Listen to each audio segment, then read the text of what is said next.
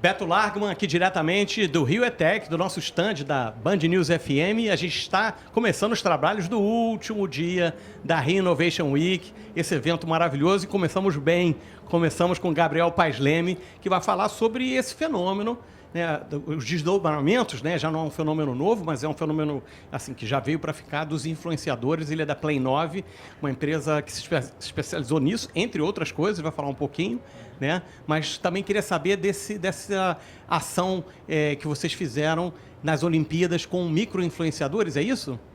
Boa, na verdade, não só com micro, mas com grandes também. Acho que, dando um contexto sobre a Play 9, né, a gente faz muita coisa com influenciador no geral, então sempre que a marca precisa de alguma relação com influenciadores, a gente agencia influenciador, cria conteúdo, cria projetos, então está sempre lidando com eles. E aí nas Olimpíadas a gente resolveu fazer um projeto que não tinha a ver com transmitir os jogos, mas tinha a ver com contar as histórias dos bastidores das Olimpíadas através desses influenciadores. Então a gente acredita que todo influenciador virou sua própria emissora, então se a gente conseguisse contar boas histórias através do olhar deles, talvez fosse mais interessante, mais engajado do que só transmitir os jogos. Então a gente aproveitou isso, levou quase 20 influenciadores para Paris, e no final das Olimpíadas a gente gerou mais de 1 bilhão e 300 milhões de visualizações com esses influenciadores. Então é a prova de que dá para fazer a transmissão de uns Jogos Olímpicos mesmo sem ter os direitos de transmissão dos jogos. Então acho que foi um projeto bem legal. E aí até comentando um pouco sobre os micro-influenciadores, né? Nesse caso não foram os micro-influenciadores que fizeram essa audiência, mas a gente fez um projeto que era um desafio de quem produzisse os melhores conteúdos no TikTok, ganhava uma viagem para Paris e R$15.000. Então esse desafio, 1.500 influenciadores entraram, pequenos influenciadores, e geraram 175 milhões de views somados. E os 3 primeiros ganharam uma viagem para Paris, foram para Paris, curtiram com os influenciadores, os 20 maiores e tal. Então, assim, foi bem legal do ponto de vista da tese que a gente criou, né? Que as emissoras passariam a ser os próprios influenciadores, e de fato aconteceu isso lá. Legal. Vamos falar um pouco, então, sobre esse ambiente dos influenciadores. Vamos voltar um pouco lá para trás para os blogueiros. Eu fui um deles, lá, dinossauro aqui. Mas isso mudou muito, né? Hoje a gente tem TikTok, nós temos Instagram, várias redes sociais, várias categorias, né? Micro, nano. Fala um pouco sobre isso e como o Brasil está inserido. Eu sei que é um dos países com o maior número de influenciadores. Como está isso distribuído, né? Assim, e como as novas tecnologias ajudam nessa para quem quer ter como profissão, né, a ser um influenciador. Boa. Eu acho que quando era blogueiro, né, a gente não tinha muita visibilidade de como profissionalizar isso, né? O blogueiro talvez fosse antes de ter uma creator economy mais consolidada. E aí chamavam de blogueiros todo mundo que fazia algum certo conteúdo na internet. Mas acho que agora passou a ser criador de conteúdo e, depois de uma certa relevância, influenciador. E eu acho que, assim, as tecnologias estão aí para ajudar esses influenciadores a se profissionalizarem, o PlayNash, inclusive. A gente tem conteúdos, diversos tipos lá dentro para poder ajudar esse influenciador a produzir conteúdos melhores. E acho que as marcas estão entendendo isso cada vez mais, né? Então, o Brasil sendo essa segunda maior potência de influenciadores, só atrás dos Estados Unidos, mostra para as marcas que tem uma outra forma de comunicar com a sua audiência, de converter, de gerar mais awareness para elas, e não só os meios tradicionais de TV, de rádio, etc. Então, acho que os influenciadores vieram para ficar nesse sentido.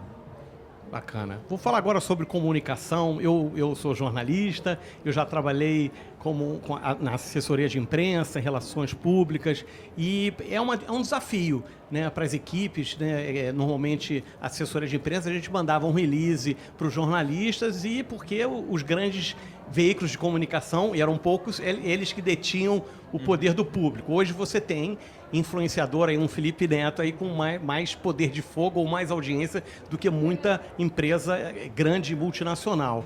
Qual o conselho que você daria para as equipes de comunicação, para jornalistas e para a mídia, digamos, estabelecida, de conviver com esse novo fenômeno? Muitos se sentem incomodados com isso e não sabem, talvez, direito como lidar. Bom, eu acho que tem que sempre partir da perspectiva do influenciador. Assim, se você escolhe um influenciador para falar sobre a sua marca, você está confortável com o posicionamento dele, com o tipo de conteúdo que ele produz. E o que vai gerar mais resultado é deixar ele criar do jeito dele, a forma que você quer passar a mensagem. E não ficar tentando passar para ele o que ele tem que falar. Então, diferente de você mandar um release pronto, você vai mandar talvez uns bullets, um briefing, como chamam, tópicos, e ele vai criar da forma que ele achar melhor, junto, óbvio, com a marca. Mas a gente sempre fala que é cocriação, né? Não dá para sempre achar que a gente vai impor o que eles vão falar. Na verdade, tem que ser uma cocriação para que eles falem do jeito que eles querem, do jeito que funciona com a audiência deles, né? Porque cada um tem sua peculiaridade, mas também do jeito que a marca quer passar a mensagem.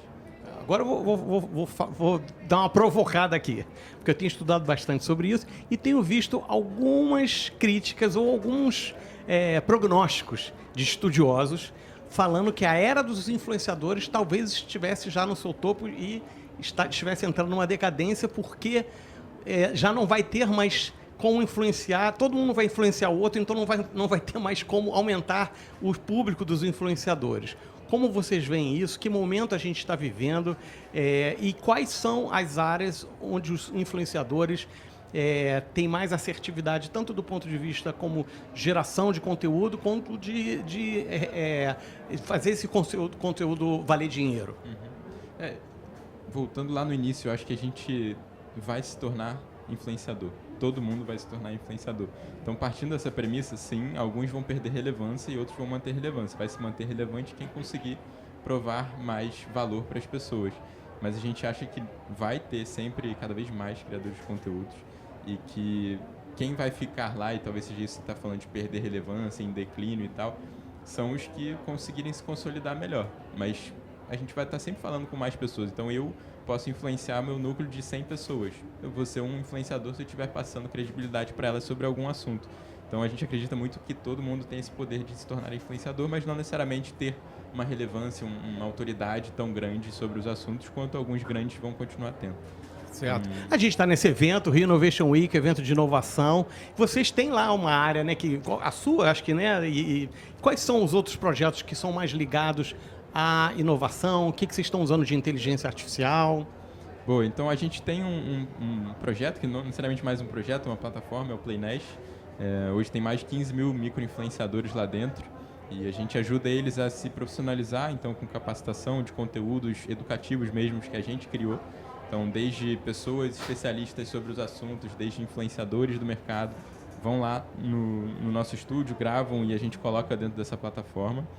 Além disso, a gente tem algumas ferramentas que ajudam os criadores de conteúdo, desde Media Kit automático, relatórios automáticos, calculadora de public, saber quanto que você precisa cobrar para fazer uma publicidade com uma marca. Então, a gente criou várias ferramentas lá dentro para ajudar esse influenciador. E agora a gente está explorando muito a parte de monetização, como que relaciona com marcas pela plataforma, como é que cria esse relacionamento por lá. E os influenciadores estão curtindo. Então, eu acho que assim, de inovação, o nosso foco principal é o PlayNash. E sobre inteligência artificial, acho que está dentro do próprio PlayNash também, porque a gente usa uma inteligência para categorizar todos os conteúdos que existem. Fazer a filtragem certa, né? Fazer a filtragem, saber selecionar quem que é o influenciador para cada nicho. Então, hoje tem mais de 100 mil conteúdos por mês dentro dos influenciadores do PlayNash, né? Então, eles postam... São quantos no total da Play 9? Quantos? Play 9 tem 80, mas são 80 maiores, que a gente já tem um agenciamento mais próximo e tal. E o PlayNash é uma plataforma... A Camila Farani teve aqui, ela é de vocês. A Camila Farani também é uma delas. E sócia da Play 9 também. Então, a gente acredita muito que todos esses influenciadores têm potencial de se relacionar com marcas e a gente está criando ferramentas para isso. E uma delas é ajudada pela inteligência artificial, que a gente acredita muito nisso, né? Assim, a inteligência artificial é o meio e não o fim para essa relação dos influenciadores com as marcas. Legal.